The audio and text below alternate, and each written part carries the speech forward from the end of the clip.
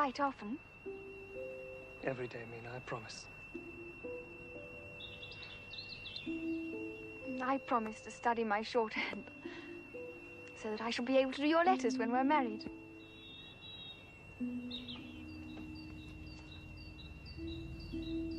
Jonathan! Jonathan! It's time for you to go. Yes, of course.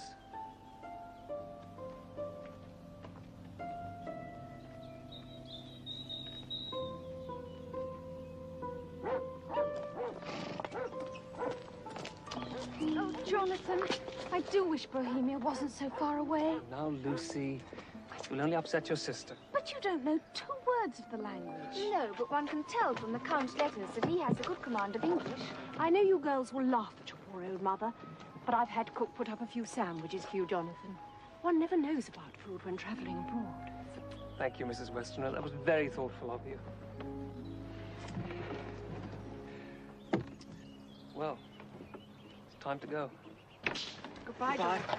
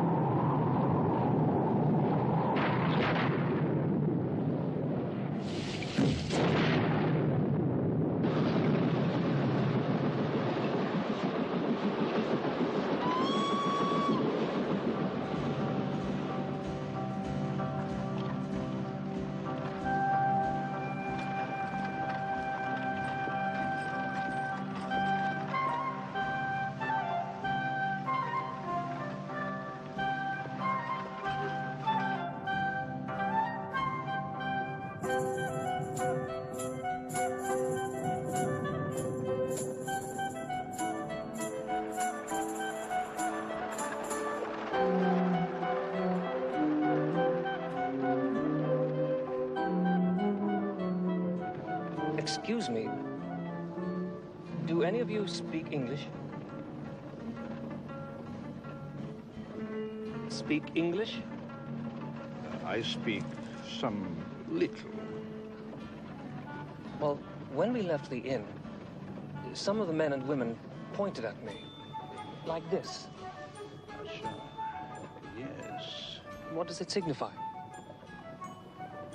What does it mean? They say it is a charm against the evil eye. Why should I need the charm any more than, say, yourself?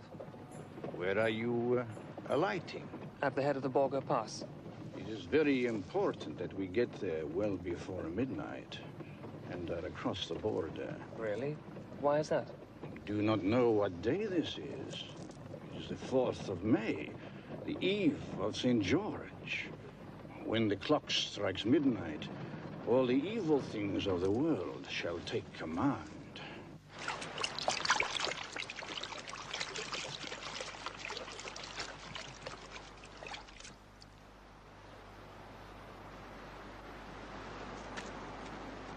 Concede quaesmus omnipotens Deus, o protectiones tuis gratiam corimus, liberaci amalis omnibus, serviamus securo tibimente serviamus.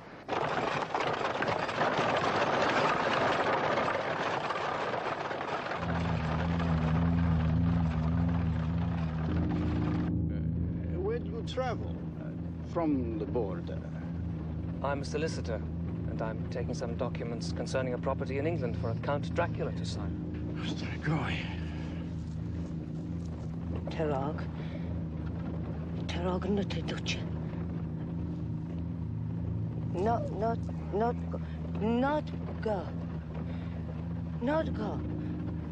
Not te duce. Dear lady, I have to go. Please, don't upset yourself. Nu te duce.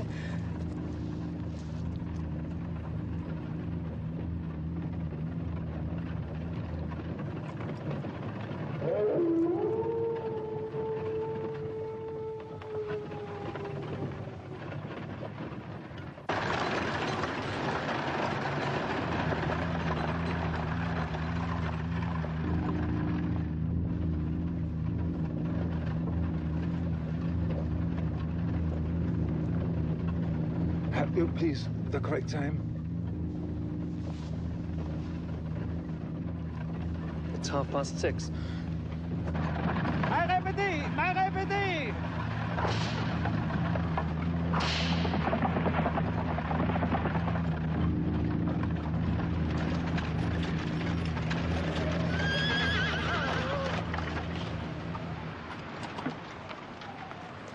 Here is Pasal Tahutsar, the head of the Borgo. Thank you. God go with you. Pentru sănătatea mamei tale. For your mother's sake. Thank you.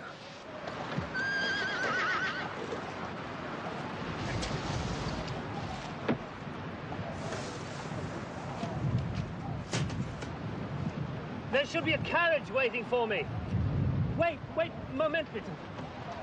I was told there'd be a carriage waiting for me. I'm sorry, we cannot delay. We cannot. But you can't leave me here in the middle of nowhere.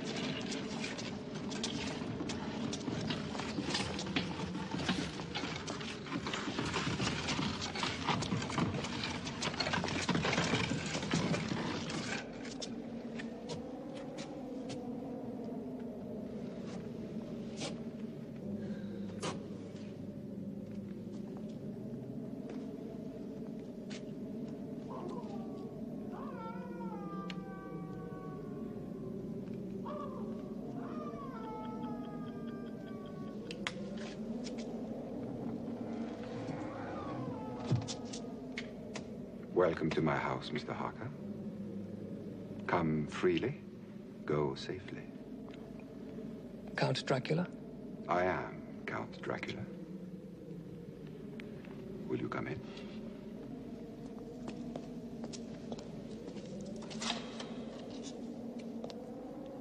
And please, leave here some of the happiness you bring. No, allow me. I insist. You are my guest. It is late, and the servants are not available at this hour. Close the door.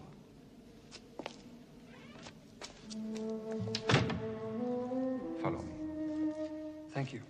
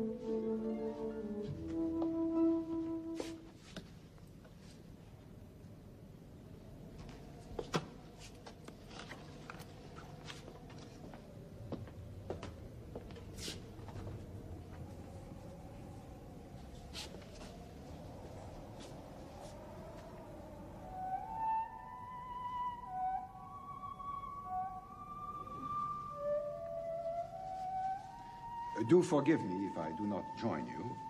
I have already dined. You will please help yourself to whatever you wish. Thank you.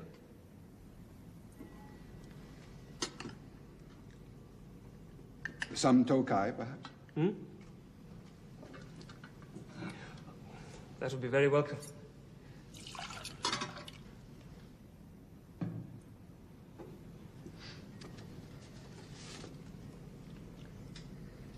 Excuse my asking, but these plates, are they solid gold? They're 400 years old. We boyards are more aware of what they say to us of our past than of their value or utility.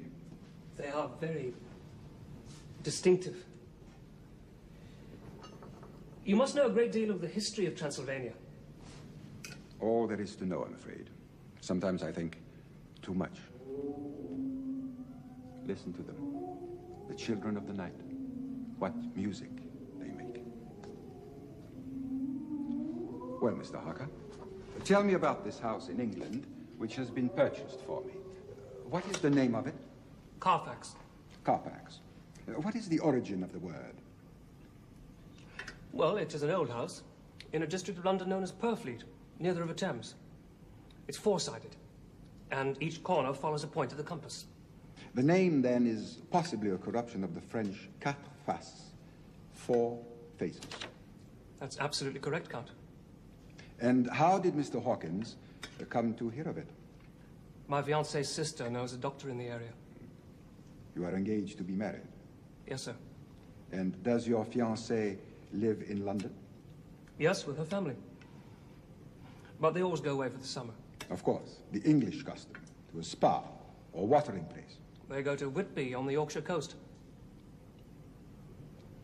Well, sir, your house is very near the sanatorium that this doctor runs, Dr. Seward. The house is old, I'm glad.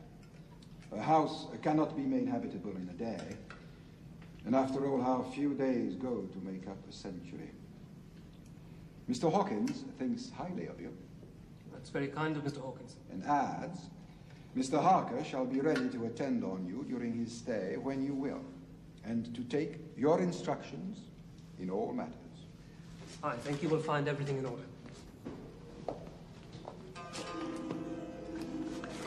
Thank you. Give it to me. There. It is morning. How inconsiderate of me to keep you talking. You must be tired. But tomorrow, you shall sleep as late as you will. Good night, Mr. Harker. Good night, sir.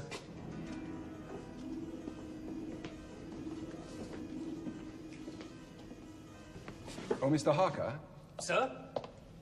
You may go anywhere you wish in the castle. However, the doors of certain rooms are locked. It stands to reason that you will not be able to enter these rooms and should not try.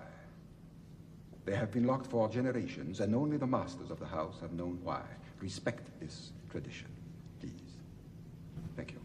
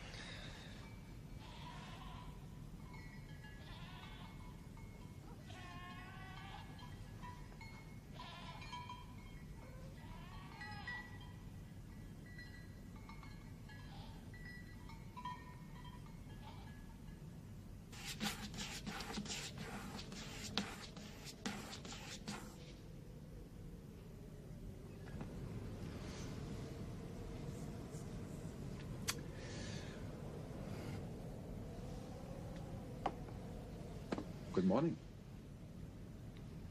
Or rather, good evening. You have slept well. It is already dusk. Stupid things. You shouldn't trust them. The trouble with mirrors is that they don't reflect quite enough, don't you think?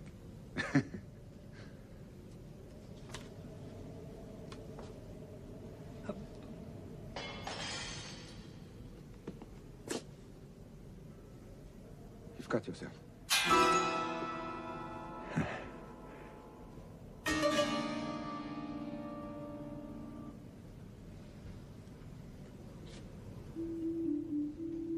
One of these two girls is your fiancée? Yes, sir. The one on the right. And the other one? Her sister. An embarrassing choice. They are both very pretty.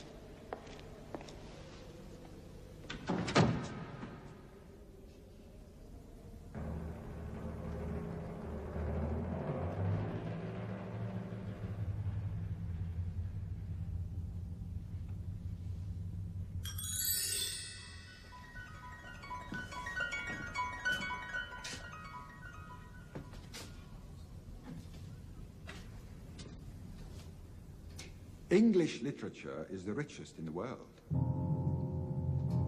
But then, of course, I'm partial. I have a passion for the English language. I would wish to speak it faultlessly, perfectly. But you almost do, Count. This almost is disheartening. You shall remain here for a while so that I may learn from you and shatter this almost irrevocably. Please correct the slightest error in my speech. However small, please correct it. Frankly, sir, I was hoping to return to London as soon as you've signed the lease of the House of Purfleet. No, you must remain here for a month at the very least. A month? Do you really wish me to stay so long? Only my needs are to be consulted. Remember the instructions of your employer. Look upon it as a little holiday. I understand, sir. You will write to Mr. Hawkins and your fiancée, should you so wish. Or have you already done so? No, sir, I could find no writing paper in my room. Oh, there is some writing paper here on the desk. Please, sit down.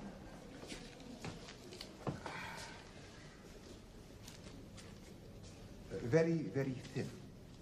The thinnest paper possible. One can almost see through it. Yes, indeed. Yes, indeed. You will forgive me, but I have many things to attend to before I set sail for England. I must go now. By the way, do not, under any circumstances, sleep in this room. Please. Very well, sir. Good. Until tomorrow, then.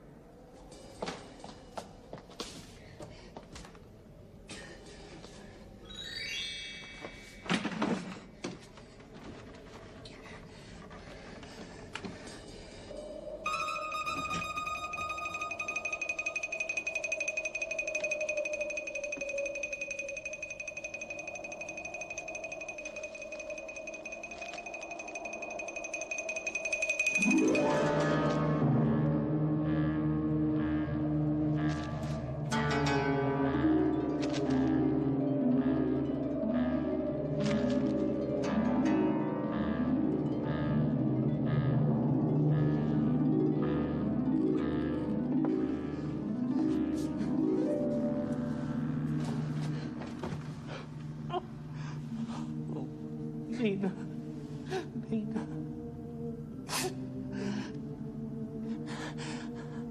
Am I going mad?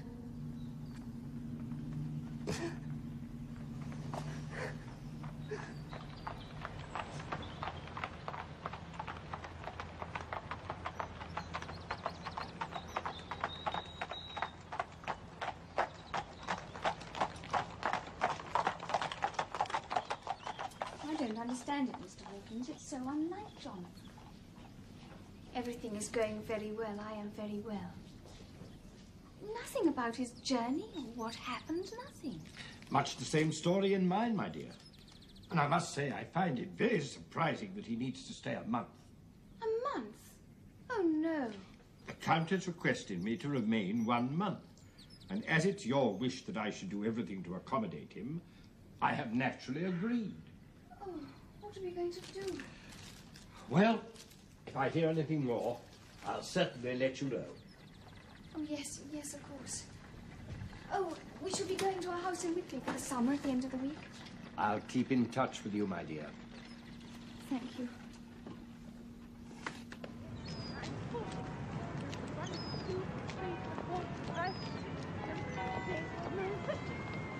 I'm going to start program. 1, 2, 3, 4, 5, 6, 7, 8, 9, 60, 61, 62, 63, 64, 65, 66, 67, 68, 69, 70, 71, 77. It's just like old times, isn't it? When we all came here for the school holidays. Same old mugs of hot chocolate. Well, darling, it was one of the few things that stopped you walking in your sleep. I haven't done that for a long time. No. We just got into the habit of drinking hot chocolate. And you must get into the habit of going to bed earlier, Mummy. You know what Dr. Seward said? Oh, doctors. All the same, I think I shall turn in. Then, mind you, I feel a great deal better. Good night, Mummy. Child. Good night, Nina. Good night, Mummy.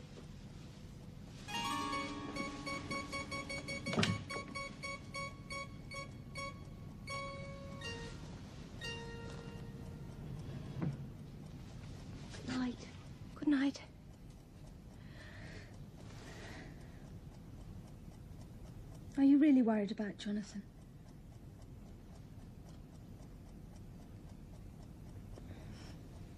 Wouldn't you be? Poor Mina. You're so much in love. And you really don't understand men at all. You do, I suppose. Well, I've been longing to tell you. I've had 2 proposals of marriage. I know about Dr. He's Stewart. called Quincy.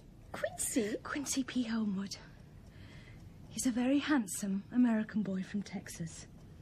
And he's something high up in the embassy in London. Where did you meet him? Oh, well, that's the embarrassing bit. John Seward introduced us. Lucy. Which one are you going to marry? I'm really not quite sure. Oh, why can't a woman marry 2 men? Or at least as many as want her. Save all this trouble. Oh, you really are impossible.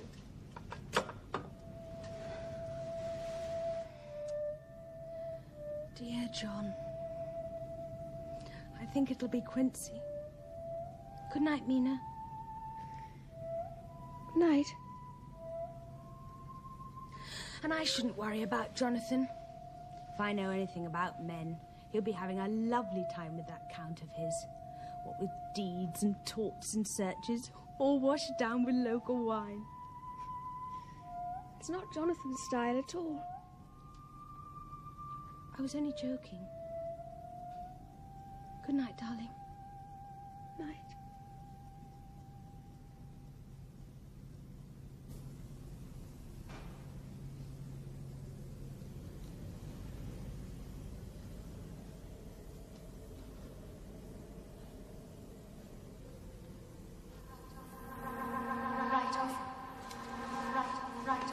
Every day, Lena, I promise.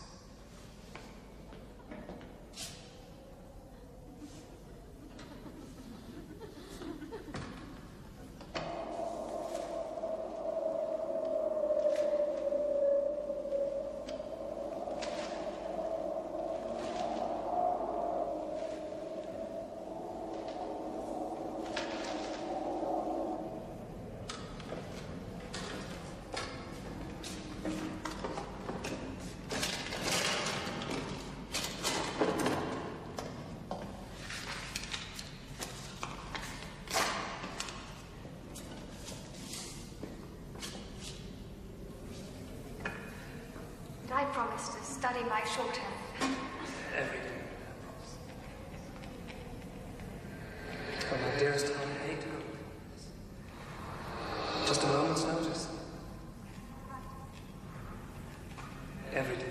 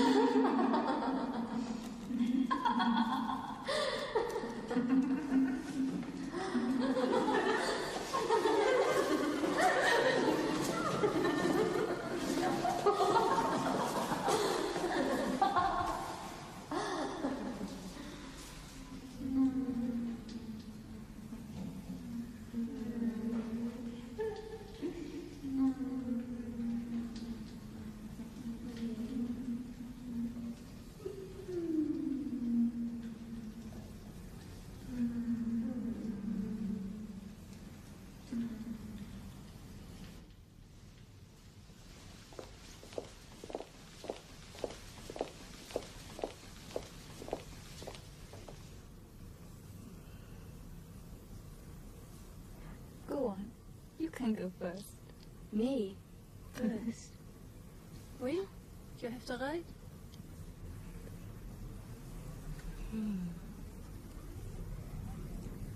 He's young and strong. When we're married. Married. When we're married. Oh, my dearest, how I hate to go away like this. I promised to study my shorthand. So that I'll be able to do your letters when we're married. Married. When we're married, you'll write often. Every day, Mina, I promise. Write often. Write often. You'll write often.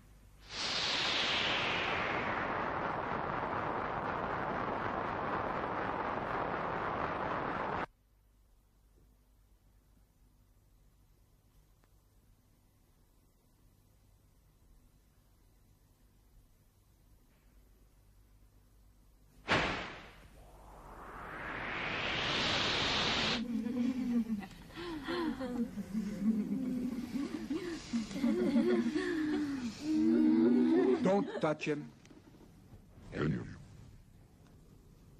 Don't look at him. Leave him. Back. Back. You never loved me. You never loved. You never loved. Oh, yes, I have.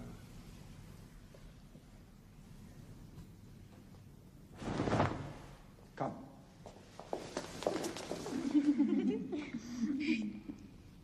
I need him for a while. Then you shall have him. He will be yours. All yours. When we're married. Just a moment's notice. Now go. I must awaken him. And tonight, you can give us nothing? Nothing?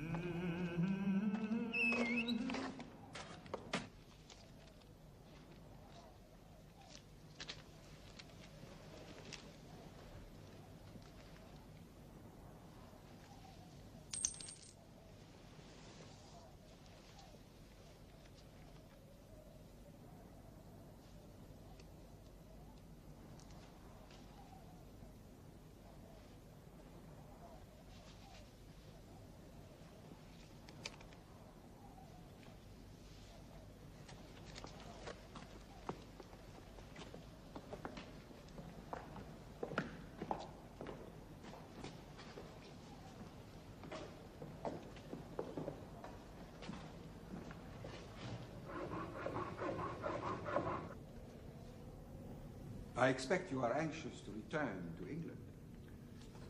I should like to start back soon, it's true. Very well. Write a letter to your friends saying that you have already left the castle and have arrived at Bistritz, where you are awaiting the weekly express. May I ask with what object, sir? The posts are few and uncertain. Writing now will ease the minds of Mr. Hawkins and your fiancée. Count Dracula. Yes? I've been struck by a curious fact. Yes? I've not seen a single servant since I've been here. Yet my meals are served, my bed is made. Tell me, are we alone in the castle? Alone? How could one be alone in this castle? In its most remote corners, the past, the living past, is present, surrounding us.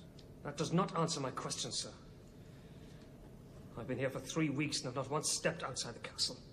I would gladly have shown you the countryside if you had expressed the wish to do so. When would we have gone? In the dead of night? I've never set eyes on you during the day. I have a large estate to manage. Nor have I seen you eat. I eat alone. And who would have driven the coach? My driver? You are lying, Count Dracula. You are losing your temper, Mr. Harker.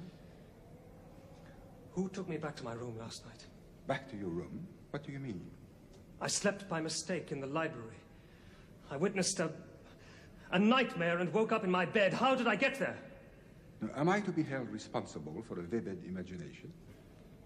Now you tell me to write a letter saying that I've already left the castle. Why? You're keeping me here against my will. Why? To improve my English, Mr. Harker, as you very well know. But if you wish to go, by the time you pack your portmanteau, my driver will be waiting for you to take you wherever you wish.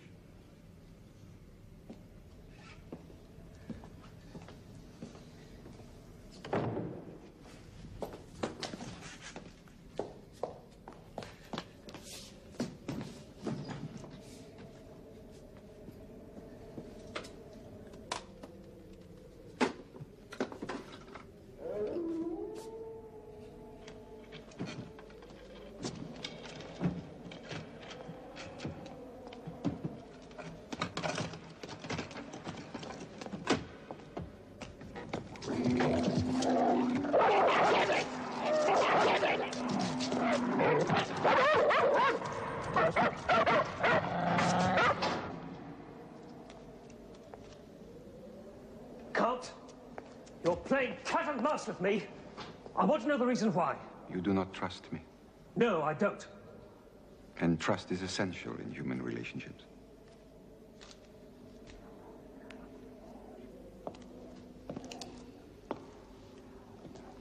Oh, two Slovaks have given me this. It is full of strange hieroglyphics. Have a look at it. It might amuse you.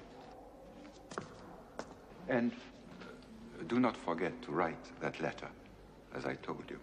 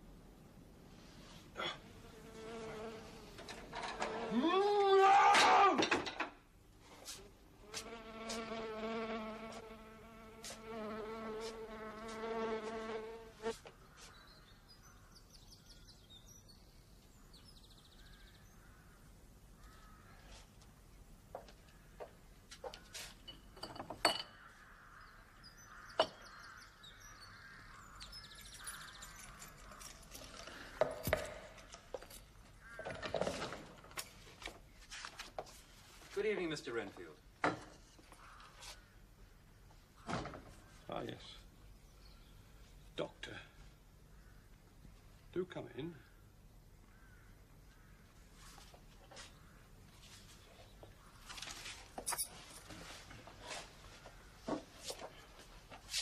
See what I have here. Oh, yes. That's a fine collection of flies. When I have sufficient, I shall start collecting spiders. To eat the flies? Exactly. But should you use so much of the food meant for you to attract insects? I shall be compensated. Well, I very much hope so.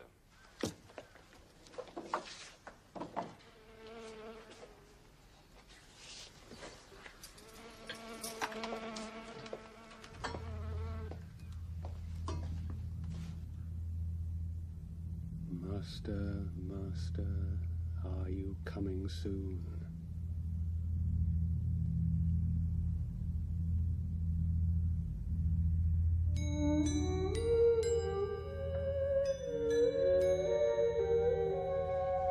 Open this door! Open this door! Open this door!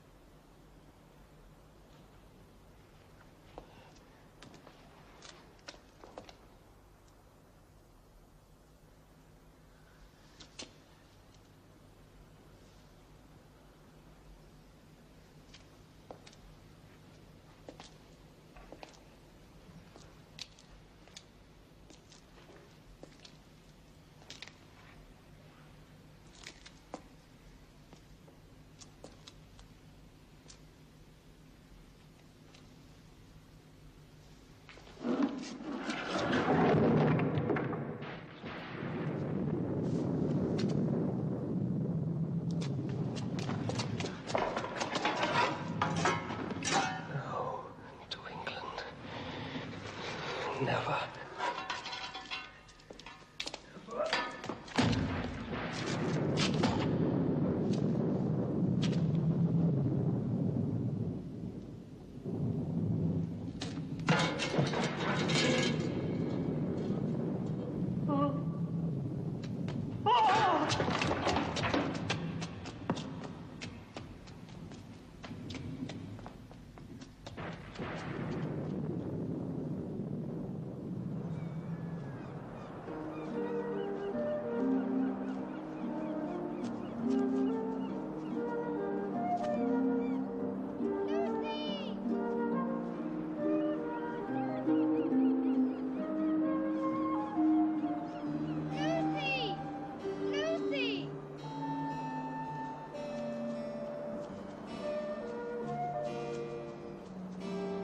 We should be getting back now, Lucy.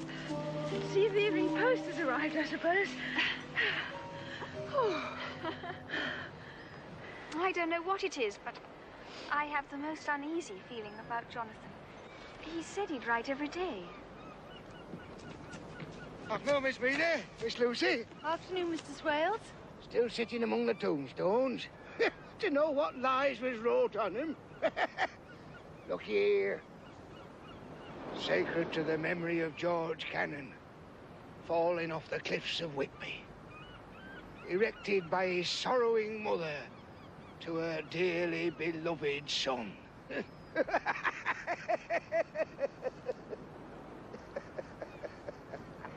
Really, Mr. Swales, I don't see anything funny in that. Of course you don't. Because you don't know. You don't know his mother was Hellcat who hated him because he was hunchback. Young Cannon committed suicide rather than she get an insurance she put on his life. He stood on the edge of this cliff and he blew his brains out. So of course he fell over. Now there's a dangerous sight for you. Dangerous? The sky. There's a wind coming up. Them clouds. I've seen it all afore. There's a storm coming up over the horizon. I've seen it afore. I'd best get home and put up my shutters. My service to you, ladies. Funny old man. Scary in a way. Oh, I don't think so, darling. Just eccentric. He needs to have an audience. Perhaps he's right. Look at that cloud.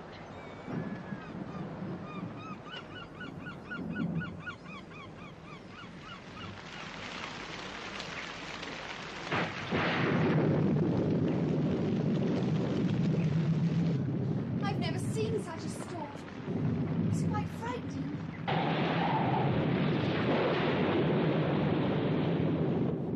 love lightning. I always think something exciting's going to happen. Oh, look! What? I thought I saw a ship. Where? Quite close to the rocks. Wait. There! Oh, yes, I saw it. It's heading straight for the rocks. Oh, how terrible!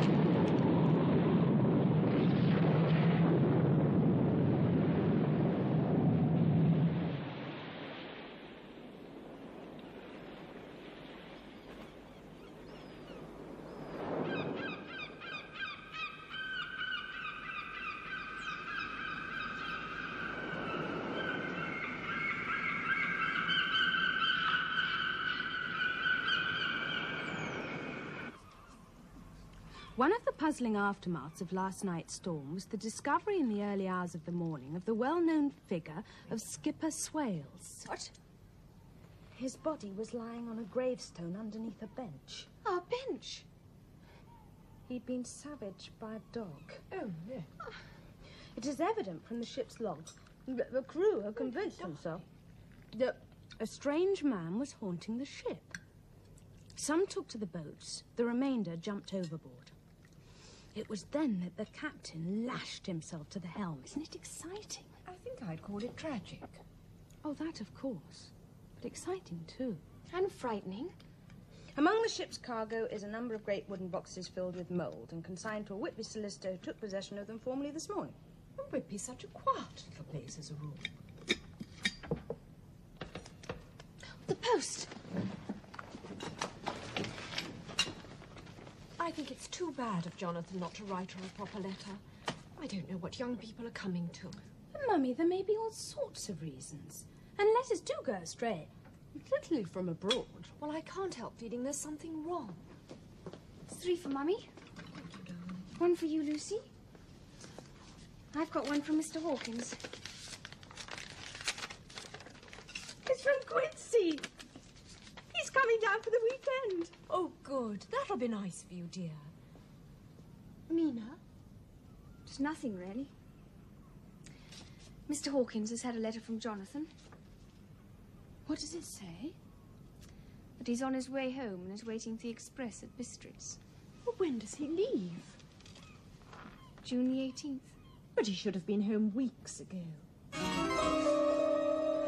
Lucy, whatever's wrong?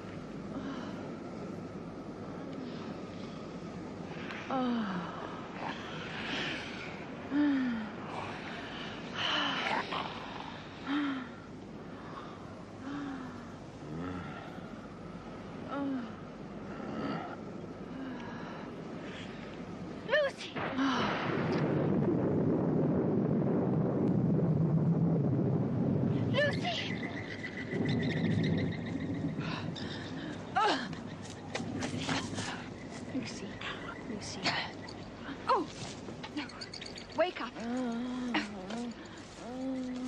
Wake up now, Lucy. Wake up.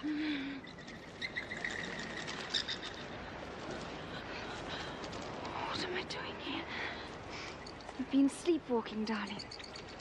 It's all right. I'm going to take you home. It's all right. Stand up. Stop your fastness. Good girl.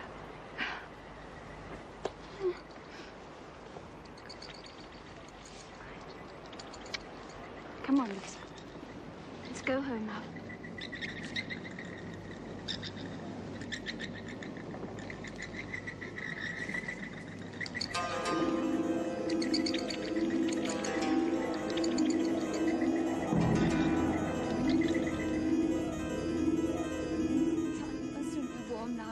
It's all right. Mina, please, you must promise. Oh, Lucy, don't you think that... No. Please. You know Mum is ill. It would only worry her. Don't tell her. Very well, dearest. I promise. Come on, let's get you to bed properly now. Take off your shawl. Oh, you're cold. Oh, dear, how careless of me. What is it? Oh, when I fastened the brooch, I must have pricked you. Oh, I didn't feel anything.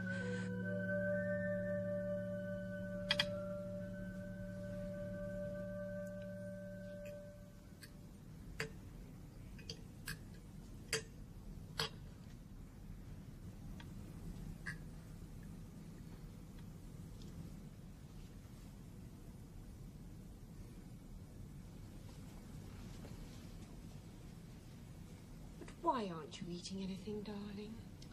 Oh, don't fuss, Mother. You look so pale. Doesn't she look pale, Quincy? Mm-hmm. She sure does. Well, to tell you the truth, I do have rather a headache. It must be the excitement of seeing Quincy again. Whoa there, little lady. I sure hope that ain't the effect I'll always have on you. Why don't you go to bed, darling? Yes, I think I will if nobody minds. That's a sensible girl. Good night, darling. Good night, Mother.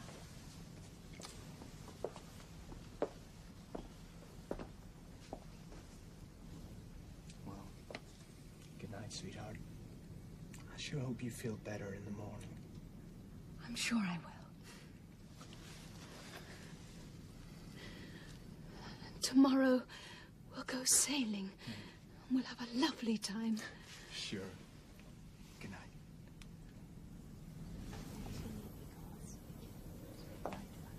Oh, Quincy, I can't tell you how worried we've been.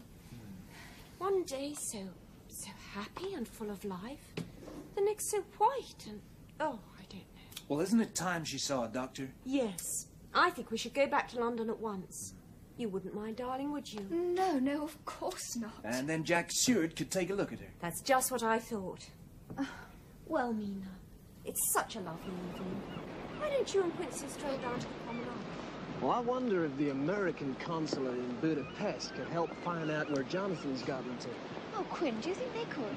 Well, it's worth a try. See, they could start by making inquiries at Bistritz. Isn't that where you last heard from them? Yes, it is. I would appreciate it. I'm so worried. Well, I'll cable them just as soon as I get back to London. Oh, thank you. Oh, shall we go back now? Well, I guess it is turning a bit blowy. Let's go. Yes.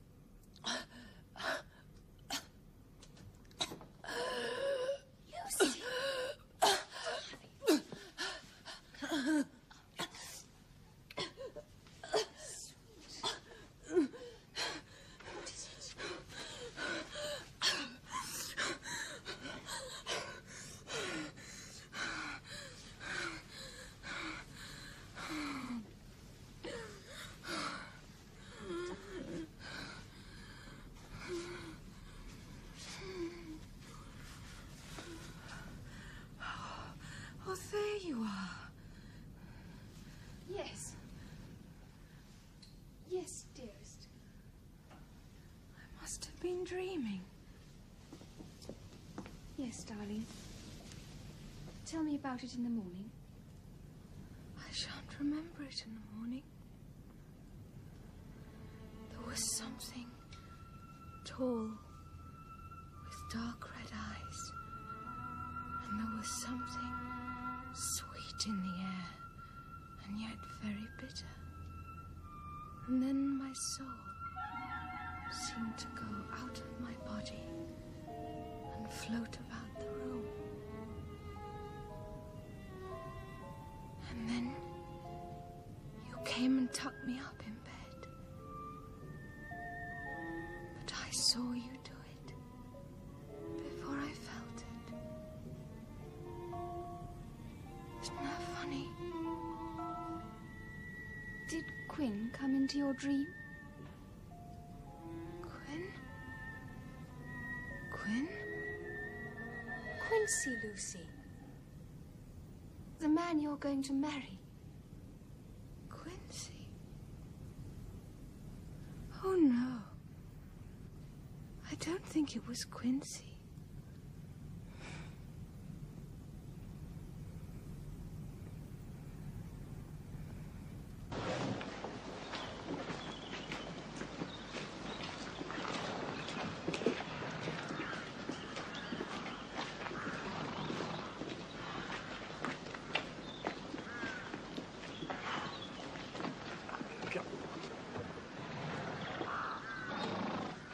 Bowles? Sir? Any idea what the devil's going on over there? What, a car plank, sir? Yeah. They've been in that all afternoon. It's ruddy heavy, them boxes. The devil's in them. I mean, I could understand if they were moving in furniture, but these things... Didn't a foreign gentleman buy that old place, sir? The one that young Mr. Jonathan went abroad to see. Yes. I'll tell you, he was fascinated by the whole thing, sir. Oh? Renfield. Really? It's time for the afternoon run, sir. Yes, of course.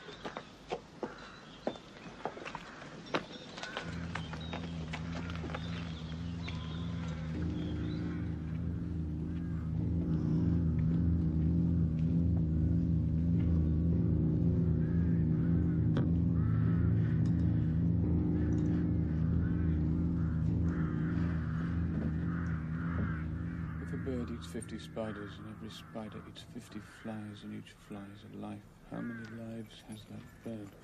50 times 50. Hello, Mr. Renfield. How's the experiment going? Fly spiders, birds, fly spiders, birds, fly spiders, birds, fly spiders, birds, fly Yes, spiders, I birds. see. Yes.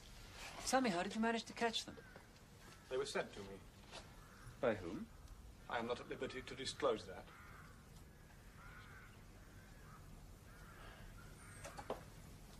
Well, I see the spiders managed to get rid of most of the flies. Naturally. Dr. Seward. Yes? May I have a kitten?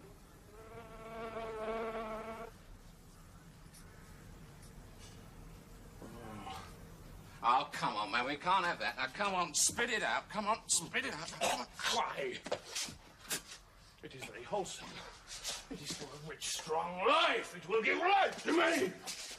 Leave him, Bowles. Leave him.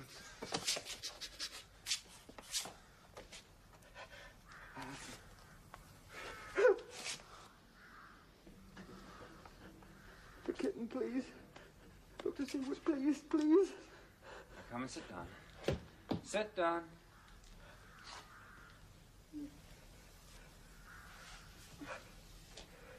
Well, I don't think it's advisable, Mr. Renfield. Not just at the moment. Mr. Renfield. Mr. Renfield.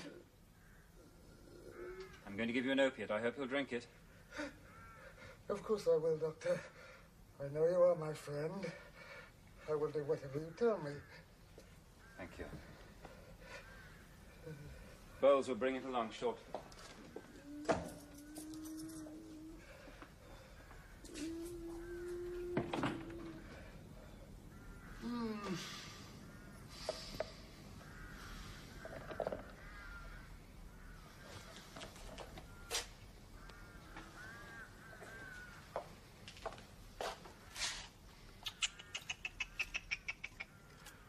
dinner time, my pretties.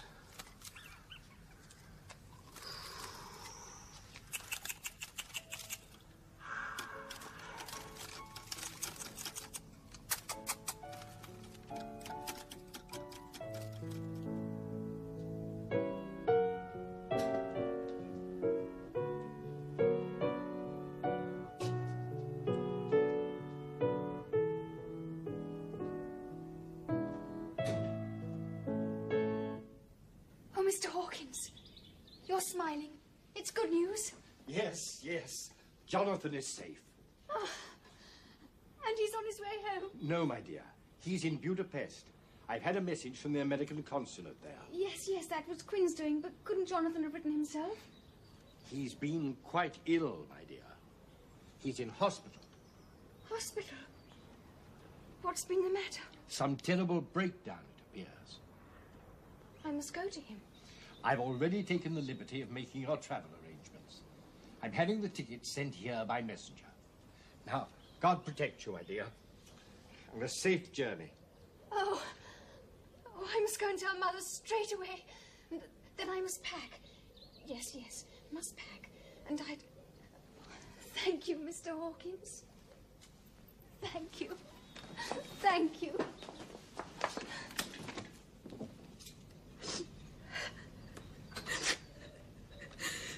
I hear that Mina's found her long-lost Jonathan.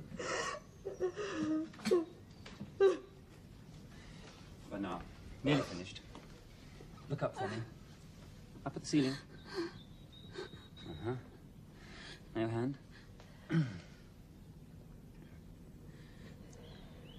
There. All over. Quite painless. Is there anything really wrong with me, John? Not so far as I can make out. There are none of the usual symptoms of anemia.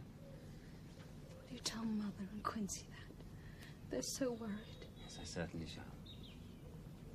And thank you. Thank you for coming all this way. My dear Lucy.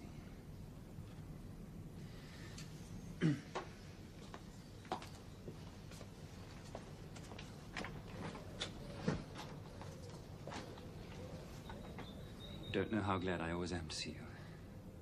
Good night, John. I'm going to seek a second opinion. But why, Jack? We all have complete faith in you. Oh, thank you, Quincy, but there are certain illnesses which lie outside my province. Who do you suggest? I think I can persuade my old professor to come over from Amsterdam. Not only is he a good friend, he's also a brilliant diagnostician and a specialist in obscure diseases. Good. Goodbye, Mrs. Westenra. Goodbye, John. Please, don't worry. Goodbye, Quincy. Bye, Jack. The post office, please, quickly.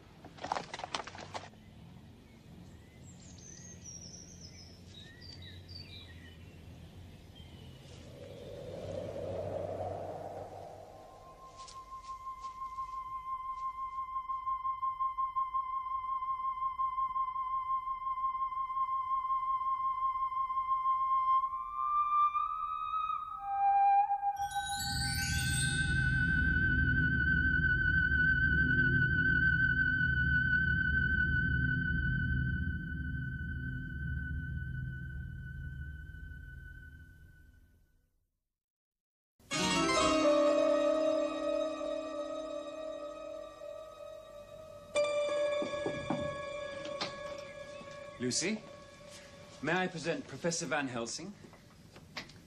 May I say how honored I am at meeting a young miss who is loved by so many people. Thank you. And this is Mr. Homewood.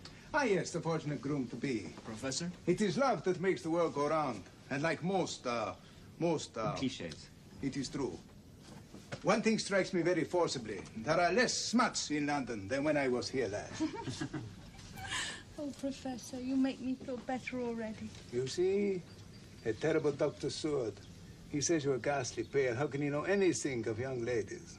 Oh, you mustn't be unkind about dear John. No, you're quite right, Miss Westenra, for he is kind to give me shelter in his asylum. But you see, the young do not unburden themselves to the young. But to me, who is old, I see many sorrows. The young ladies talk. Lucy, I feel it is my duty to warn you against the blandishments of Professor Van Helsing. Mrs. Westenra, may I plead with you to take these two young men downstairs, offer them a glass of sherry wine, perhaps? Yes, of course. Come along, you two. Young Miss Lucy and I want to have a friendly chat, do we not? Yes, Professor. Good. So, we pass over the facts that we know. No functional causes, no history of anemia, and so on and so forth. But of course there is a cause for everything. For instance, I notice you keep putting your hand to your throat. No? Why do you do that? And why do you wear that velvet band around it? It's the fashion, Professor. And the buckle was given to me by Quincy. He must be happy when you wear it. Yes, he is. But since he's not here at the moment, you may take it off. Of course. You should not hide so lovely a neck. Those marks were caused by my sister this summer at Whitby, when she pinned a shawl around me. How long ago was that? Just a few weeks ago. Did it hurt? No. Has it hurt since? No, it hasn't. How did it come to pass that your sister was spinning a shawl around you? It was chilly. And? I was walking in my sleep. I see. Oh, well, that accounts for that. And when you sleep, do you have dreams? Oh, yes. And at the time, they frightened me. But in the morning, I can't remember anything. Do you think you could be worried about your forthcoming marriage? Oh, no. I love Quincy very much. Good. Now, one last thing. Will you allow me the liberty of examining your teeth and throat? Of course. Good. Now. Good.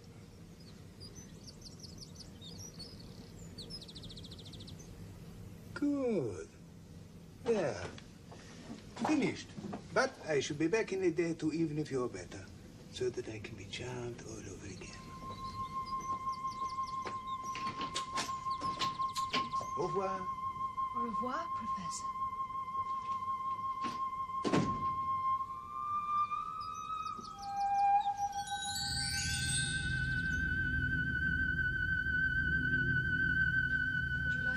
No, thank you, no. After a single examination, I do not wish to diagnose, but there is some memory stirring in my old brain. When we return to your asylum, John, we will telegraph Amsterdam for certain of my books, then we shall solve the mystery. We certainly shall. In the meantime, let me know at once if there is any change. Yes.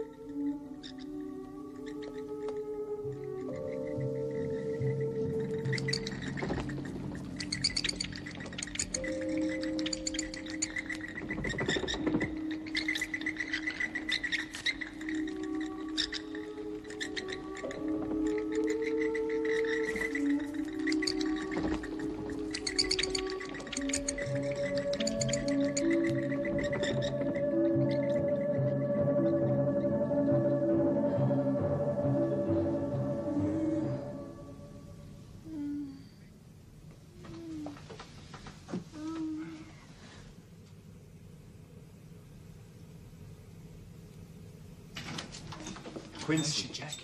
She must have a transfusion of blood. Oh, then I shall give it. I'd give the last drop of my blood for Lucy. I do not ask as much as that, but yes, let us prepare. Cut off, sleeve roller. Now, little lady, here is your medicine. See, I lift you so that you may swallow easy. Come now. Drink up like a good child.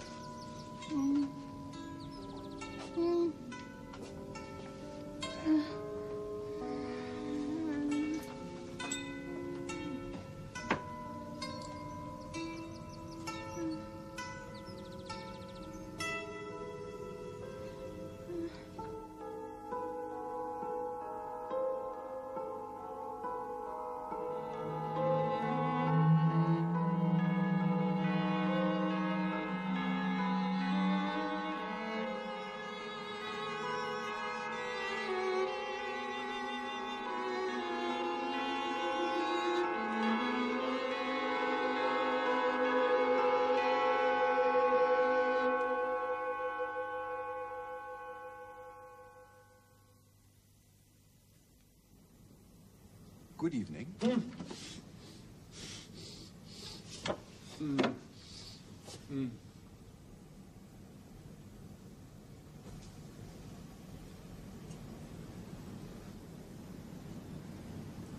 Master.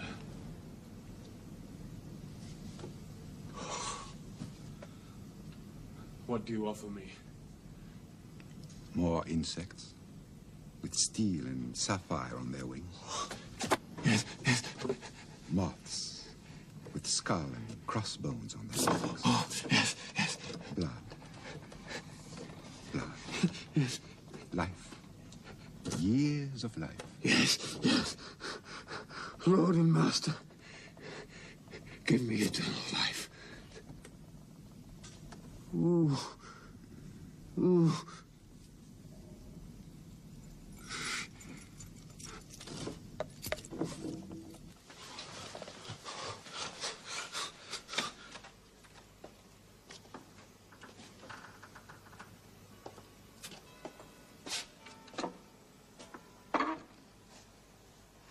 Lights? Huh?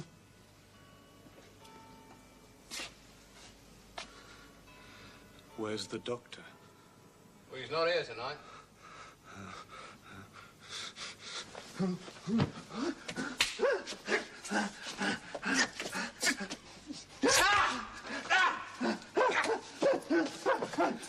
One more! One more! Fetch a straight waistcoat! Fetch a bandage, it's cut my wrist! Blood is the life, the blood is the life. The blood is the life, the blood is the life, the blood is the life, the blood is the life. I shall live forever, I shall live forever. I shall live forever, I shall live forever.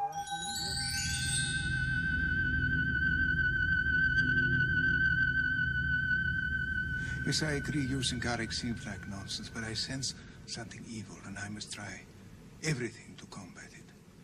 Evil will not disappear simply because we disapprove of it. But what is the evil? I believe there is a monster in our midst. Who it is, or where it comes from, or what form it takes, I know not. But of one thing I am certain, we must find out. Even then, heaven knows if we are in time to stop it. Now, these are for you, Miss Lucy. For me? Yes, but they are not for you to play with. They are medicine. Oh, do I have to eat them? Oh, no. Do not make a face. They are not for you to take in a decoction. This pretty little necklace, for instance, is for you to wear around your neck to help you to sleep. Like the lotus flower. It will make your troubles forgotten. Bertha, you must be putting a joke on me. These flowers are nothing but common garlic. I do not joke. There is purpose in all I do, and I must warn you, do not thwart me. Take care for the sake of others, if not for yourself. I'm sorry. Oh, my dear little Miss Lucy, please forgive me. There may be much virtue in so common a flower. Now, good, John. Now we take some more. So, and we repeat the process around carefully the keyhole and all around, all the way around the door. Jam. Jam, really? Very well. The jam of the door. Right, so. Is it?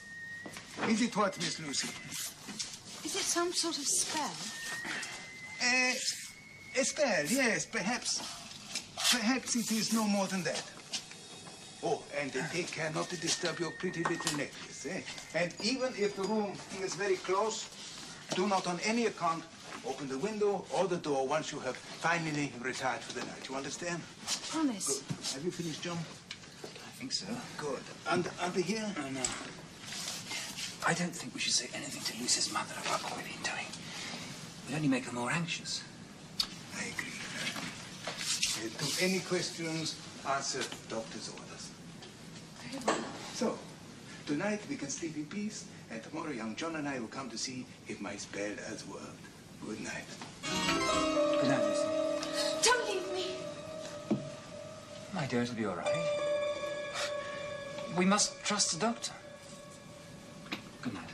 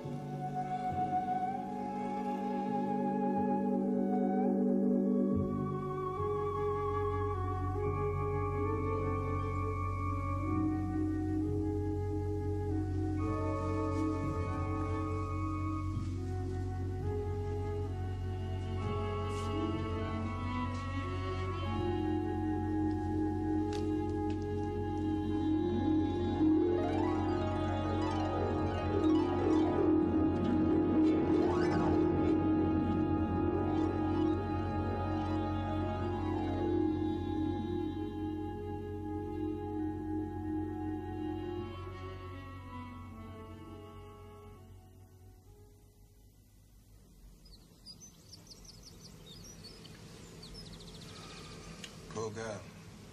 The struggle is proving too much for her. Yes. I wish she hadn't insisted on going to the funeral. It upset her. What could have happened that made Mrs. Westmore die of shock? We should probably never know. John, look. What? A throat. What are those marks that have been there for nearly a month? Good God, they're completely gone. Overnight?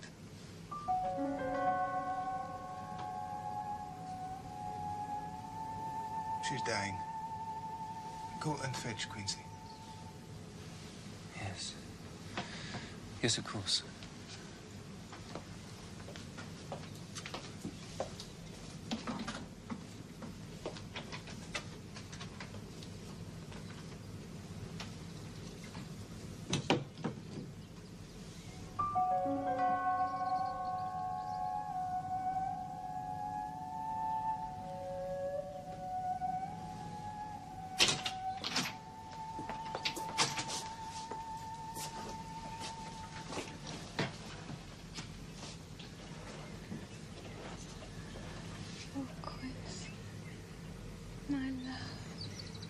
I'm so glad you've come. No. Hold her by the hand. It will comfort her more. I've been to see the house again, sweetheart. It's gonna be all ready to move into right after our honeymoon.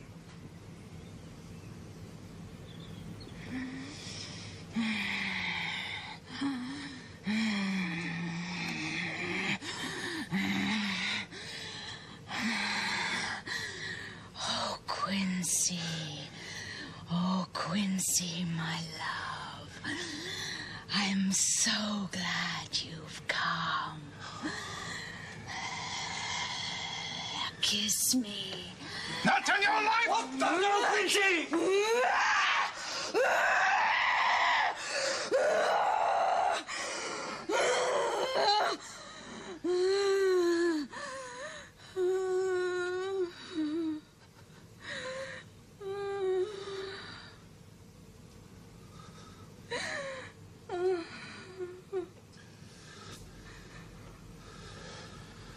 Oh, Professor, my true friend, guard him and give him peace. I swear it, my dear young miss. Come, Quincy. Take her by the hand. And kiss her on the forehead, but only once.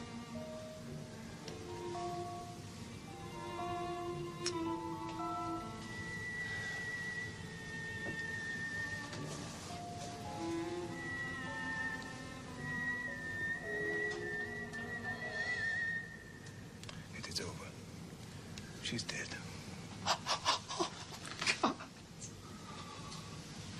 Why? Why?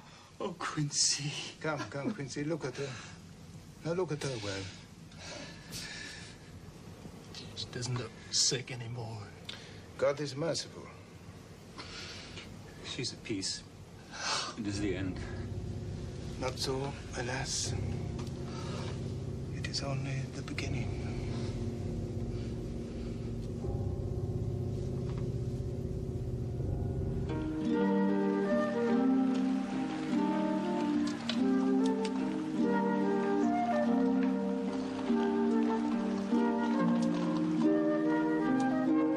Isn't it wonderful to be home again, my dearest? There were months when I thought I would never see you or England again. Won't Mummy and Lucy be surprised when we tell them that we're married? We'll start house hunting right away.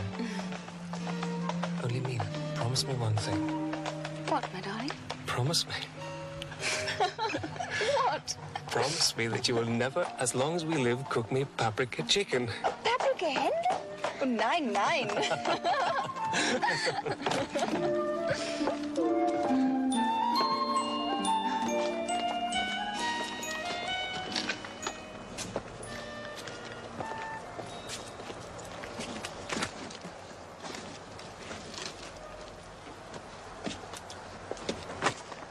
Now, my good man, what do I owe you?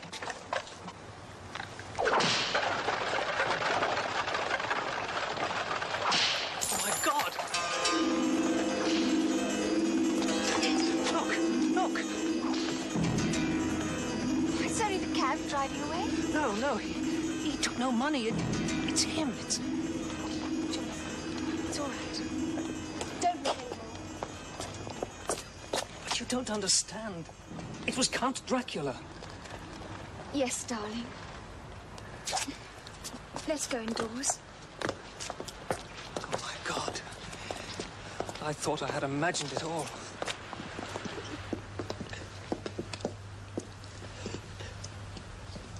There was just no way of letting you know how ill she'd become.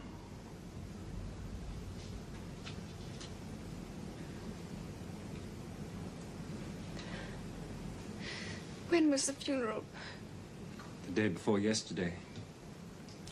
Such terrible homecoming, my dear young people. You must believe we did everything we could.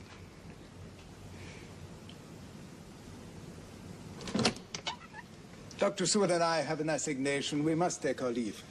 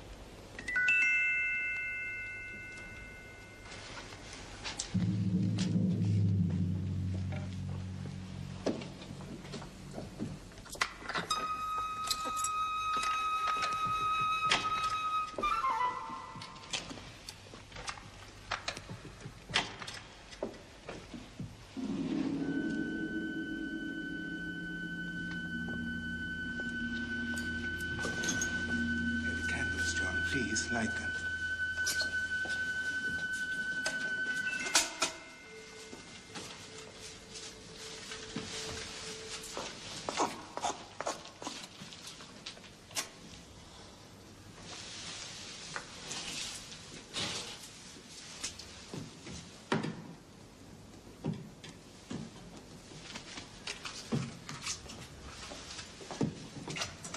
What are you doing? As you see, cut off her head. What? Mutilate her body? Why? It's monstrous. Friend John, I know you loved her, but there are certain things of which you have little knowledge. I do nothing without good cause.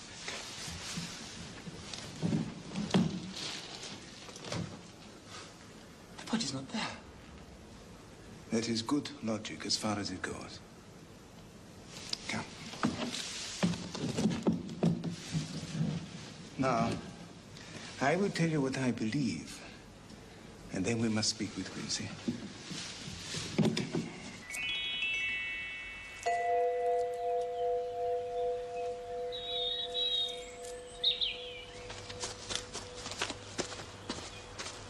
Body snatchers. With the key to the vault? No. Try again, young friend. John, look. Good Lord.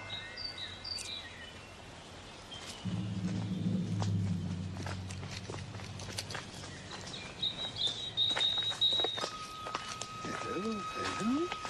Well now, what have we here? I've been with a blueful lady. Blueful? Do you mean beautiful, perhaps? Do you? Yes. But don't you think it is time that you were at home? Yes. Good. What have you got there? Oh, for me? Oh, thank you. Good. There now. Up you come, and off we go. My, what a handsome young man you are. I've been with a blueful lady. Yes? Oh.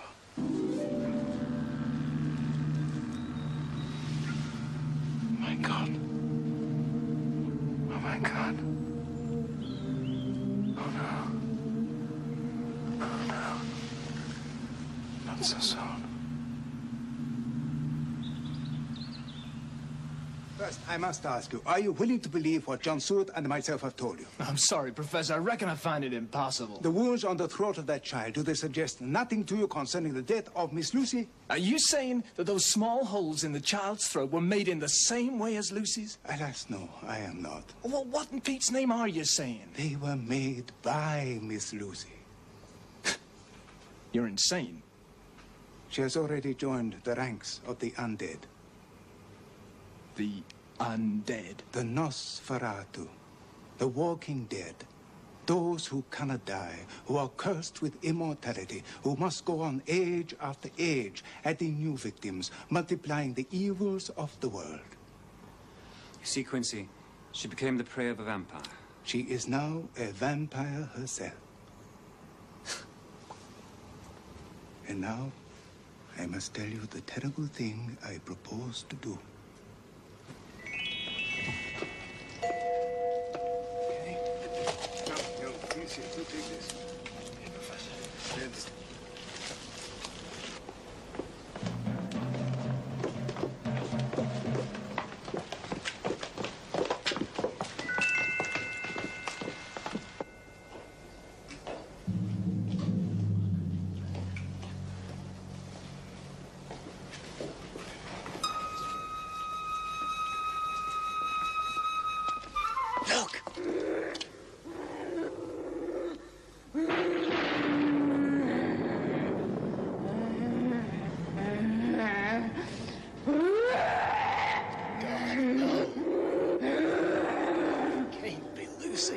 Not your Lucy, my friend, no.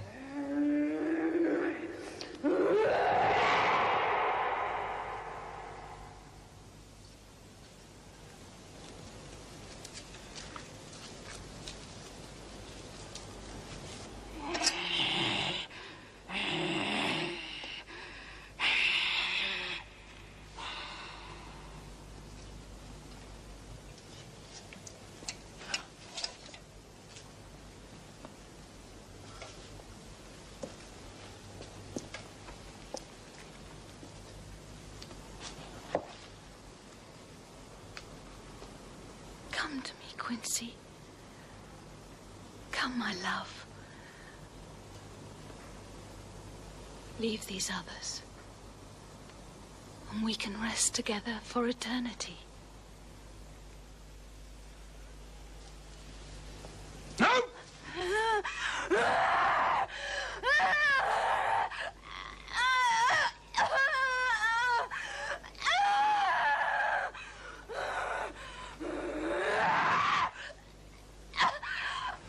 Answer me, friend Quincy. Am I to proceed with my work?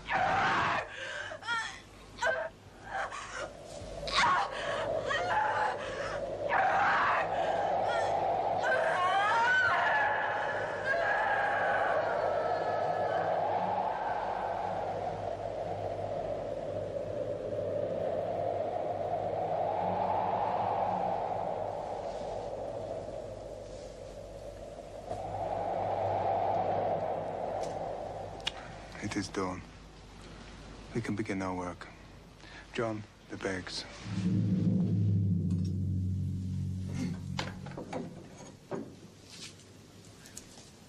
John. John, please. Thank you. Friend Quincy, when this undead lady becomes truly dead, then her soul shall again be free, and she shall take her place among the angels. So, John.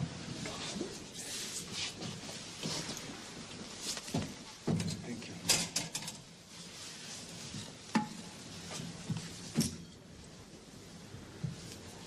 you. It will be a blessed hand that shall strike the blows. No. Brave young friend. A moment's courage, and it is done.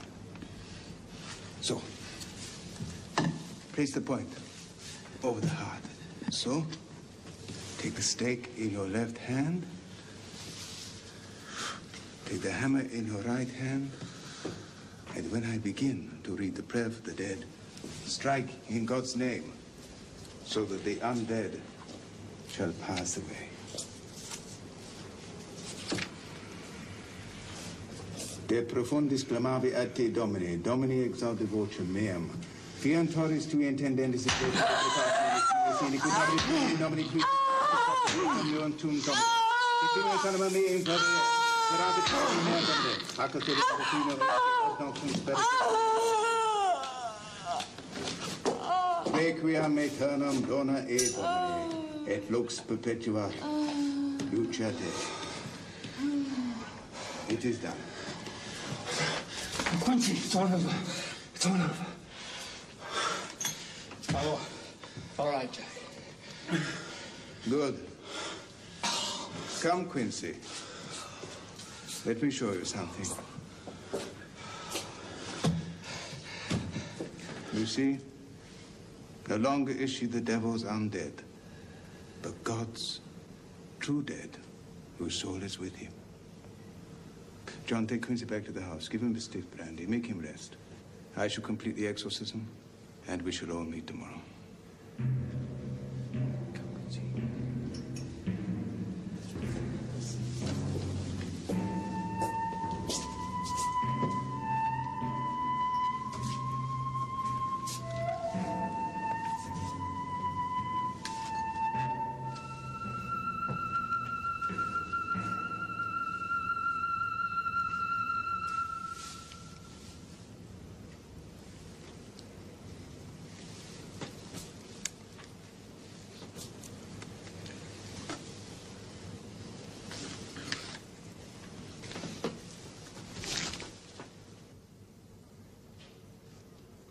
So there is no doubt in any of our minds that Mr. Jonathan's journal and Madam Mina's account of our summer days in Whitby prove that Count Dracula is a vampire and in this country.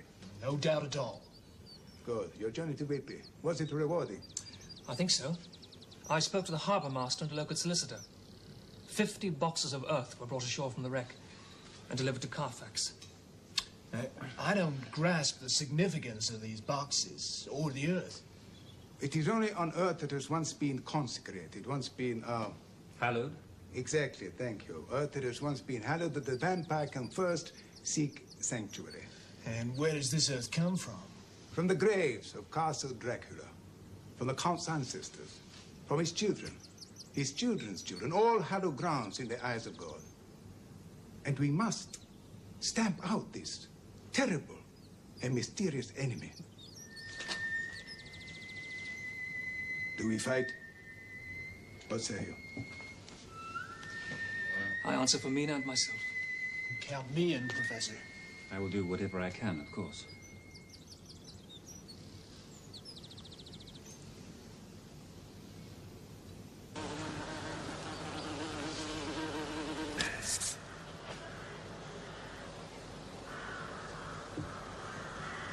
Little fly,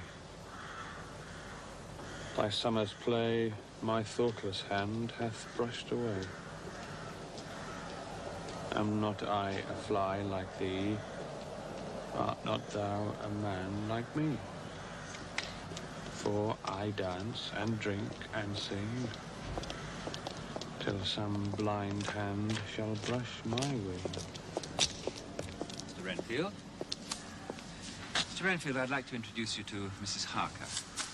Good evening. How do you do? You're the doctor, you're the lady. I myself am an instance of a man who once held a strange belief.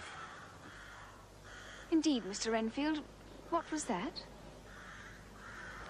I used to fancy that by consuming a multitude of living things, I could prolong life indefinitely. Isn't that so, Doctor? That is so, Mr. Renfield. And you no longer hold that belief?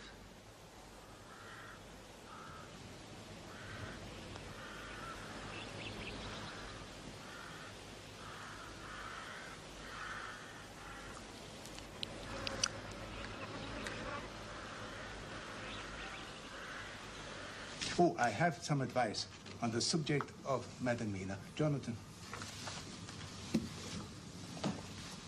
Her health has been all-important, but now she must have no more to do with this terrible affair. The risk is too great. She is too precious, and we men will act all the more free knowing that she is not in danger. Very well. I'll take her back to Hampstead and then return here.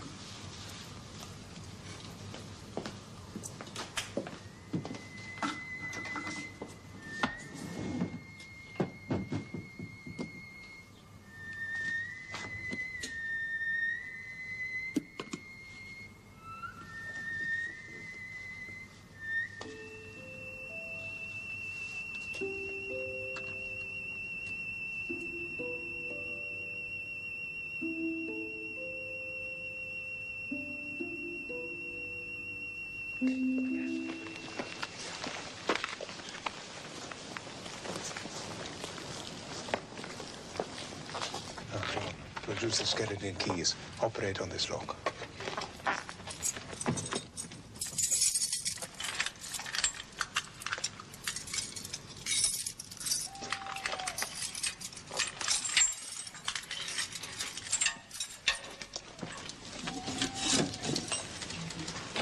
It appears the Count has a penchant for stacking his boxes in holy places. Now, Jonathan, you know the layout of the house and grounds. Is there a chapel? Yes, there is. Good. They lead us to it.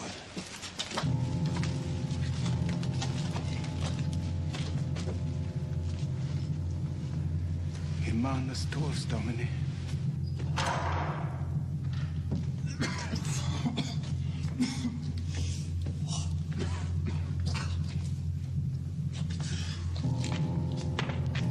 God in heaven. Stench.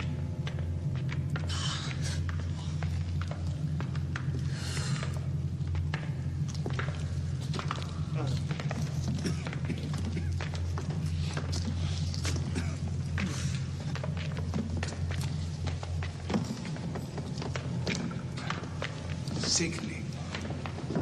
Strike, yes. Every breath exhaled by that monster clings to the place. Look. Yes.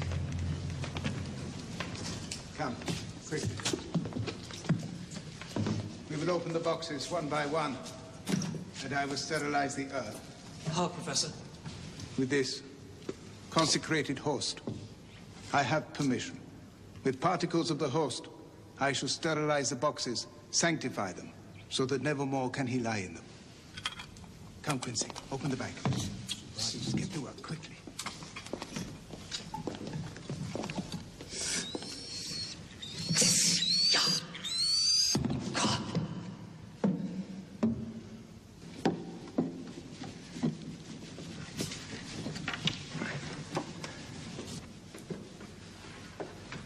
God, look. What is it?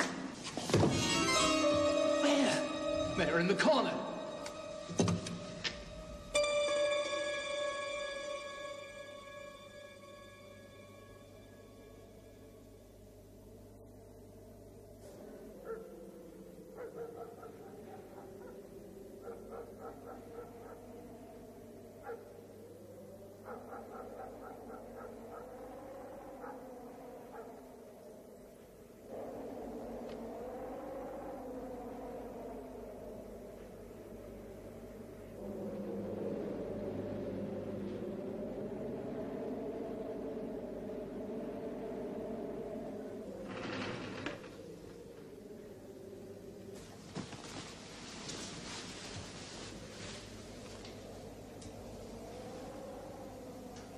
Jonathan?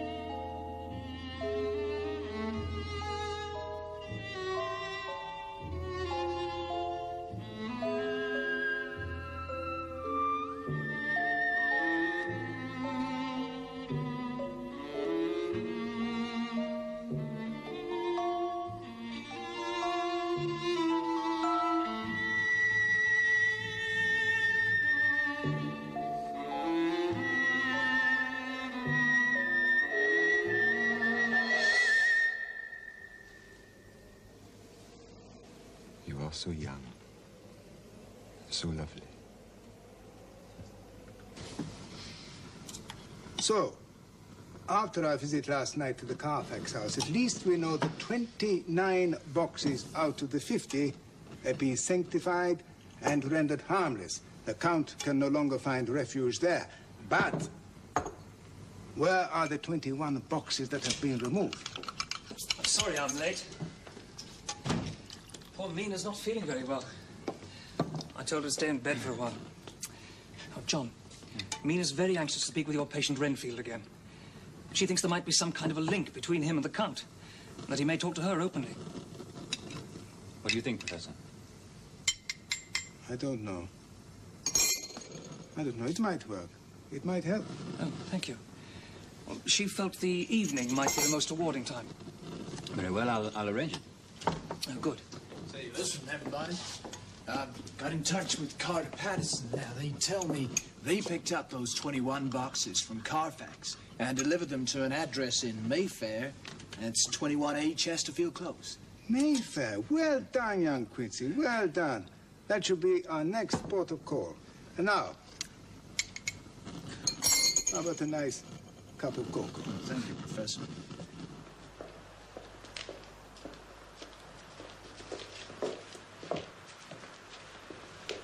There's a young lady to see you, Mr. Renfield. I'll be nearby when you're ready to leave, miss, if you take my meaning. Thank you.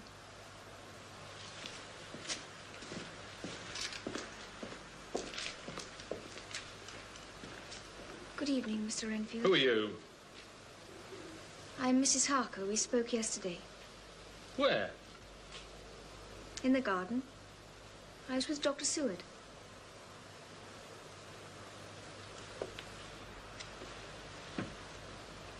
I was very interested in what you were saying about eternal life. You look different today. Do I? Quite different. Tell me, then, more about your theories, flies and spiders and so on. The wings of a fly are typical of the aerial powers of the psychic faculties. Yes, I can see the analogy. The ancients did well to typify the soul as a butterfly. Are you interested in souls, Mr. Renfield? Of course I'm not. Life is all I want. Doesn't each life possess a soul? What? Even a fly and the sparrow. Can one take a life without being responsible for the soul? Why do you go on about souls? I don't want to know about souls. I had a terrible dream last night. You're trying to confuse me. Mr. Renfield, will you help me? Why? I feel we understand each other. In this dream I had, dogs were barking on the heath. I thought I heard you shouting, protesting. Couldn't understand what you were saying. I dreamt that my life was being slowly drained away, and that when I had no more blood, my soul would never find peace. Your soul? Yes. What do you think, Mr. Renfield? That in some way I could have been so sinful that I must spend my afterlife in purgatory?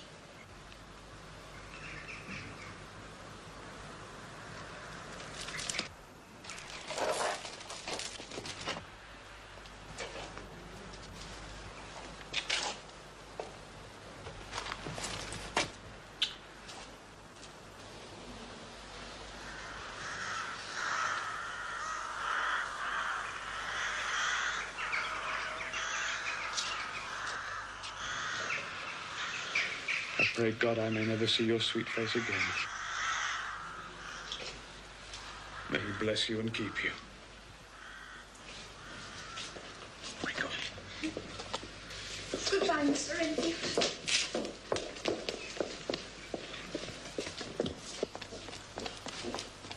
Seward. Thank you, Boris. Dr. Seward. Dr. Seward. You must let me go at once from here. Go, Mr. Renfield. But why?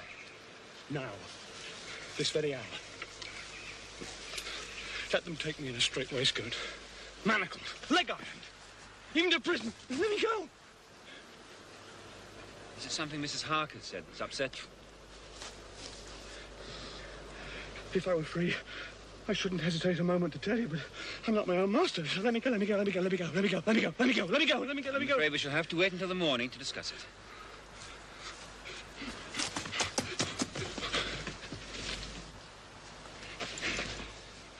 I'm not a lunatic in a mad fit. I'm a sane man, fighting for his freedom. Come, Mr. Renfield. No more of this. Come. I want you to go to your room. Try to behave more discreetly. Dr. Seward, I trust you will do me the honor to remember that when this night is out, I did what I could to convince you. Renfield.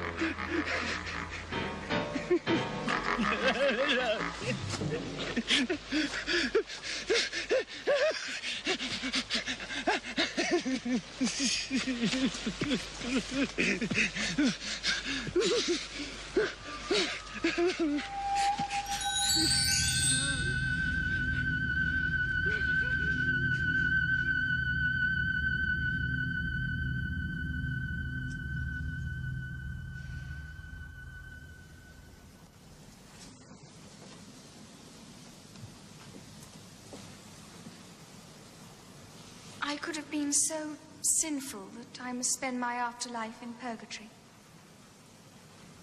Why did you refuse what I have sent you? I do not want you here. Why?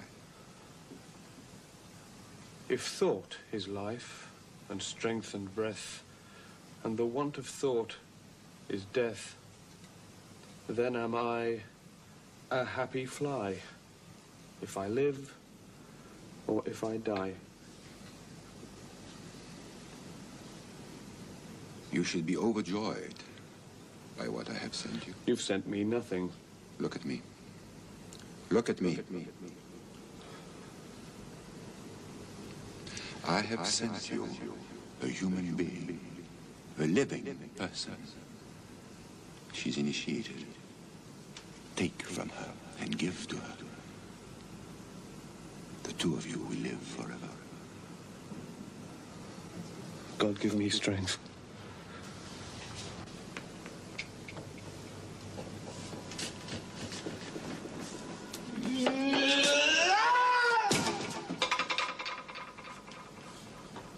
He has previously shown the same growing excitement as, for example, when he asked for a kitten. This excitement...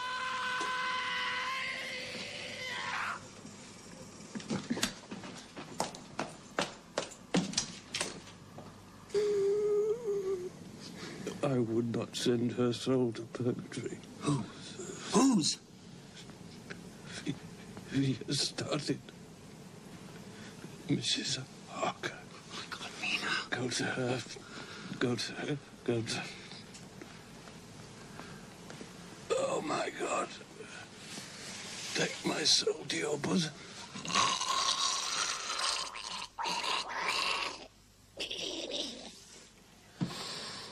Bowles, get my carriage. Quickly.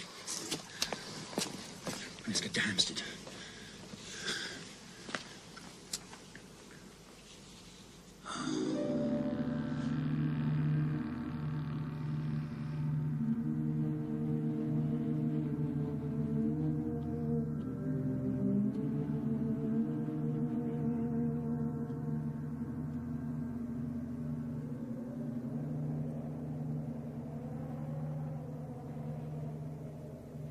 Jonathan.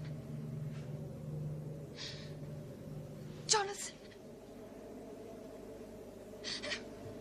Wake up. Wake up, Jonathan. Your husband will not awake.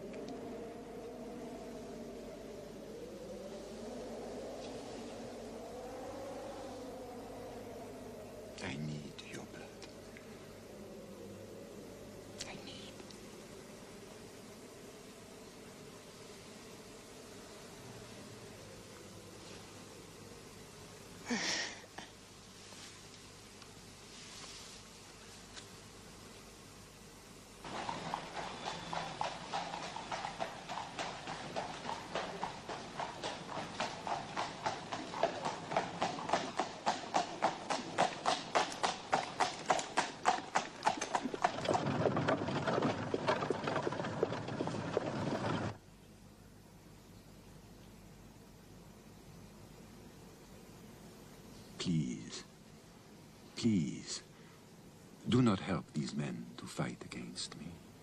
They're superstitious fools. They've been losing for 2,000 years. Do you know the significance of the kiss? You are nourishment to me, blood of my blood, flesh of my flesh, my beautiful wine press. We shall cross land and sea together, land and sea.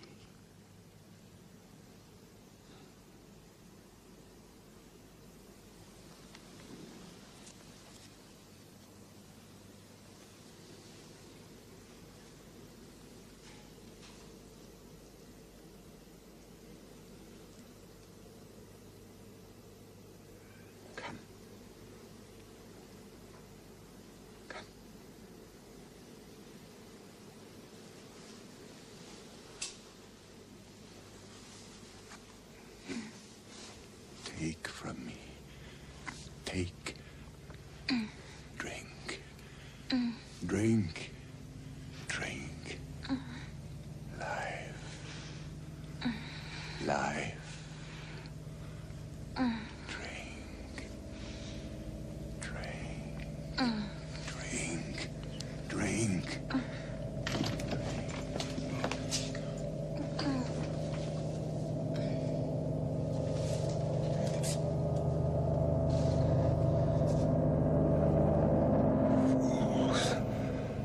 Fools.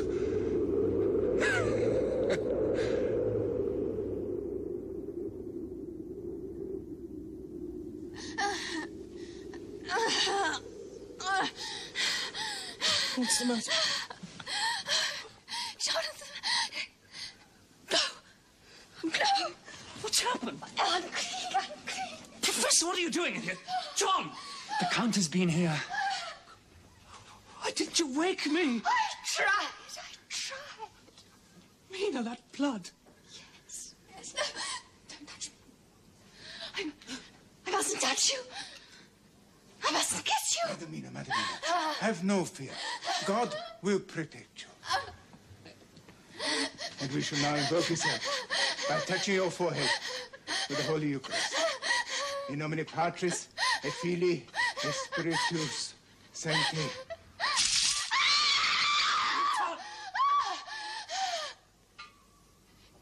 Unclean. Even the Almighty shuns me.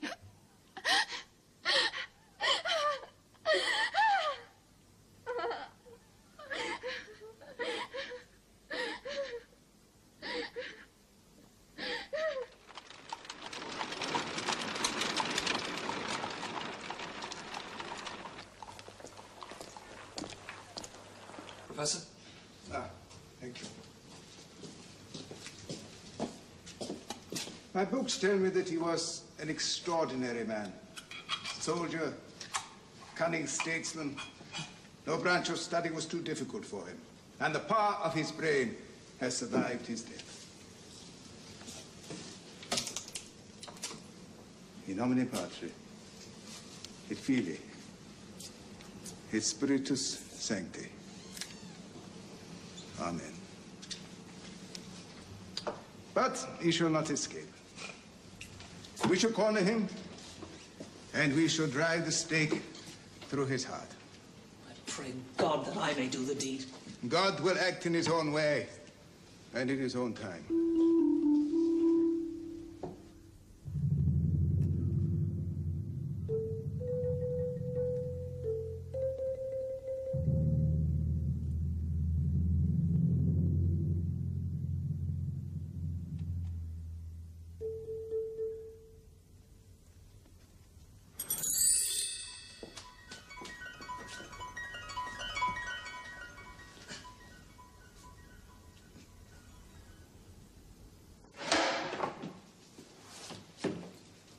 Retro me Satanus. Yes, it always sounds more convincing in Latin, Professor, doesn't it? You give an order to retreat. We guard ourselves from your touch. using a cross as a talisman, an instrument of torture and humiliation. A symbol of trouble and trial by which our Christian faith is tested. You seek to destroy me. Why? Because of what you are and what you've done. We must survive, all of us. The blood of a human for me, a cooked bird for you. Where is the difference? The difference between good and evil. I am bound to this earth. I make it my domain. You will die in a miserable, allotted span. I have centuries before me. Why in God's name did you ever leave your castle? We must recruit disciples, just as your leader has done. You shall not capture any more souls. Souls? There is no blood to drink from souls, if there be such things. We are pledged to rid the world of you. It will not be easy. I do not die like the bee when I sting once. I become stronger. Vampires are nourishment to one another. Beautiful, fundamental nourishment. And your wife, Mr. Harker, is mine already.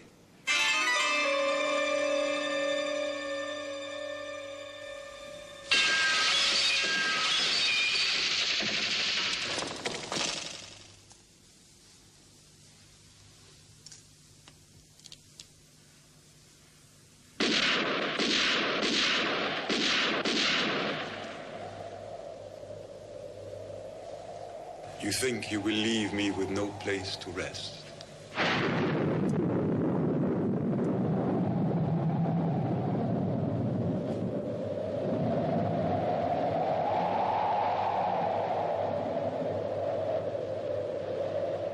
I know that you must fight, but it must not be a fight of hate. That poor soul who's brought about all this misery is the saddest one of all. Mina, how can you say such things? If I could send his soul to burning hell forever, I would do it. Hush, Jonathan. You must be pitiful to him, just as someday you may have to be pitiful to me. Also, I believe the Count can somehow force me to tell him what I know and be in league against you. I don't believe that. No? Do you think that I don't look at myself in the mirror? Dearest, don't. Yes, yes, we must face facts, however unpleasant. Tell me, how many boxes did you find at Bermondsey? 8. And at the Mile End? 4. And sanctified them all? Yes. 1 box left. Madam Mina, you are the wisest of us all. So tell us, where do you think the last box is? There's only one place he'd feel really safe.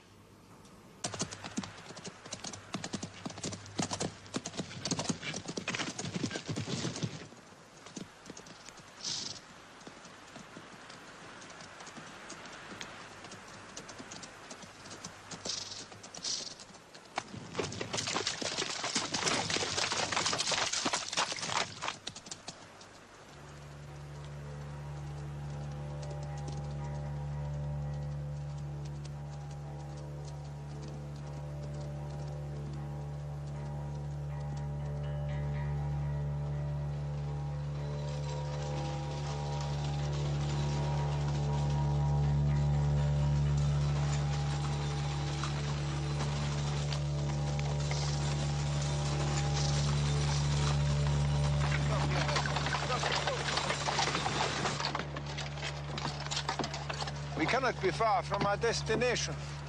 We will take the shortcut. Come on.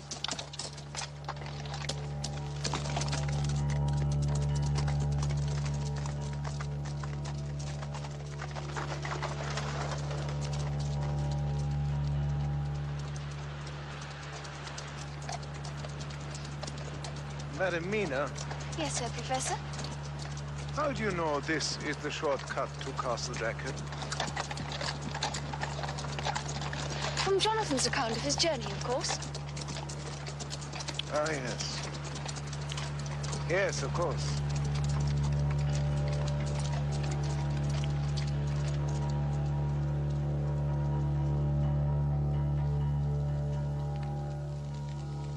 Your meal is ready, Herr Professor. Good, good. Splendid. Ah. Here you are. Well, how charming. Thank you. Oh. And yours, my dear little chef? No. I have to confess, I was so hungry, I've already eaten. Oh. Excuse me.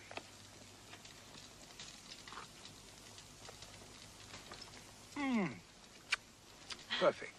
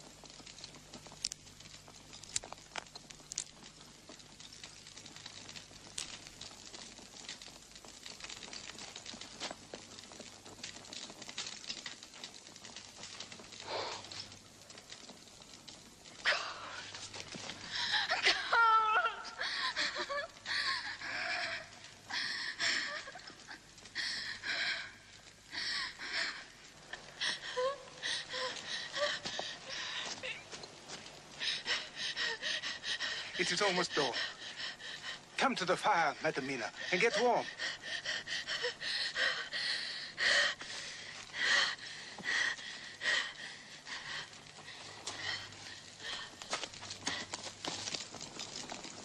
Come along. Come along. I cannot.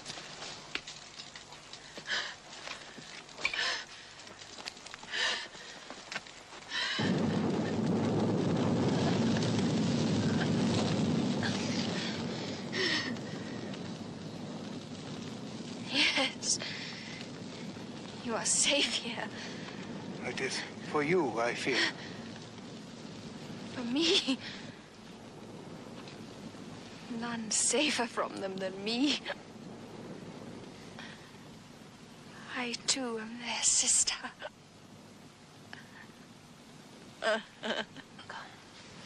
Come with us, sweet sister. Come with us. Come with us. Sweet sister. Come, sweet sister. Come. Sweet sister, come with us.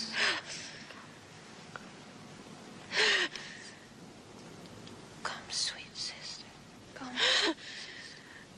Come.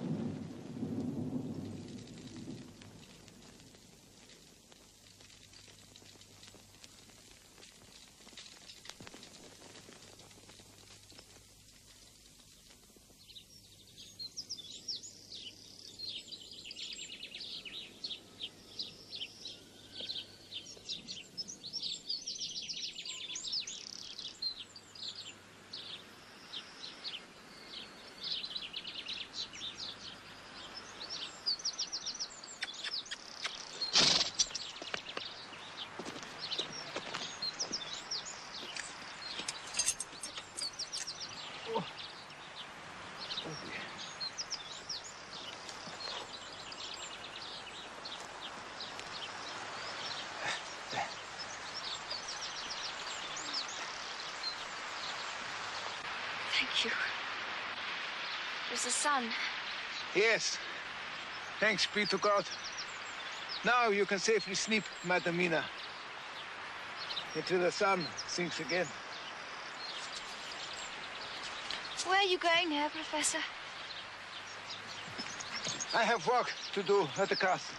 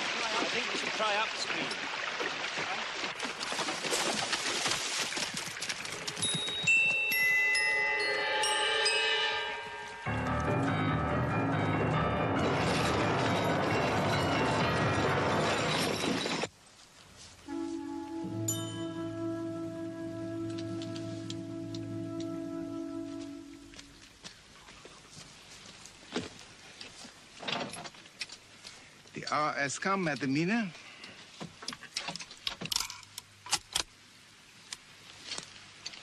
Are you afraid?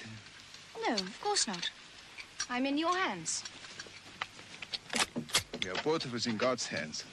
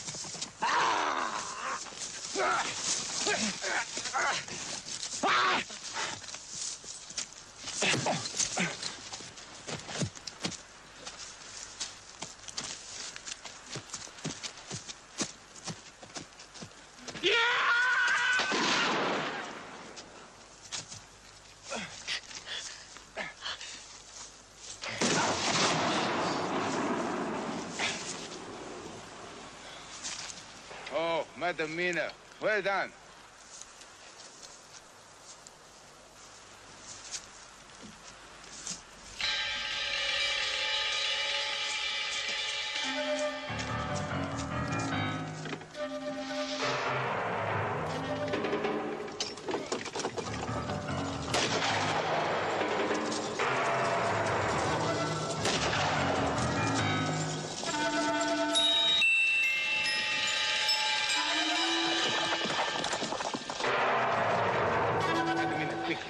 Quickly, come.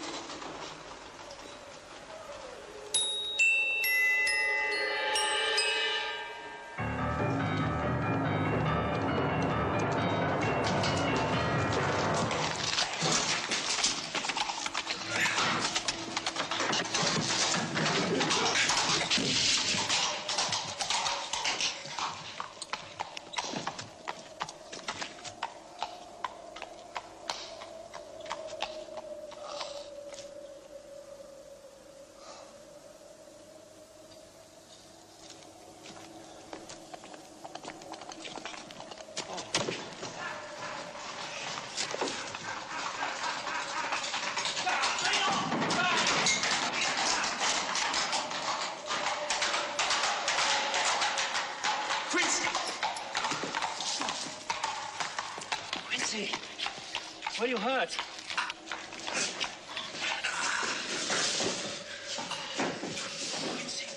Lie down. Lie down. Come on.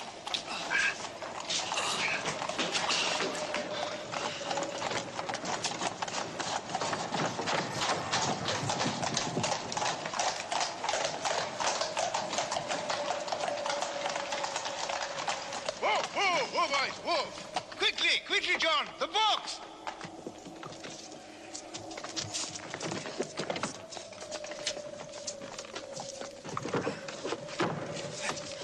Quickly, the sun has but one more flicker and it will be gone.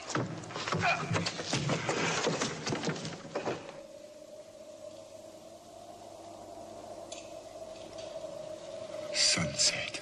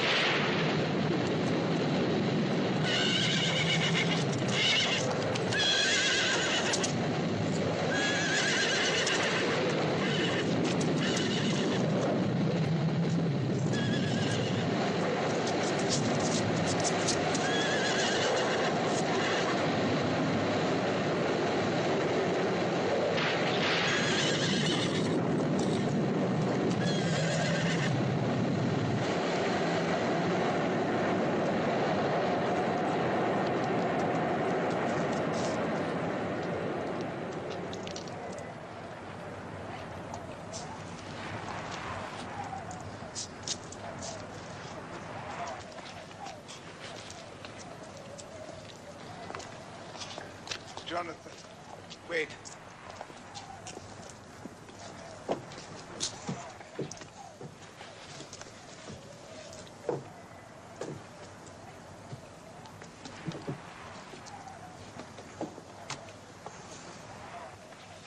Dust to dust, ashes to ashes.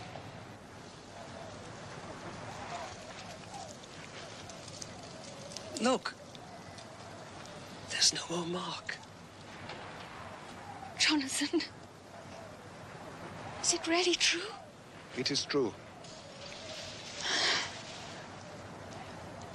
You have nothing more to fear.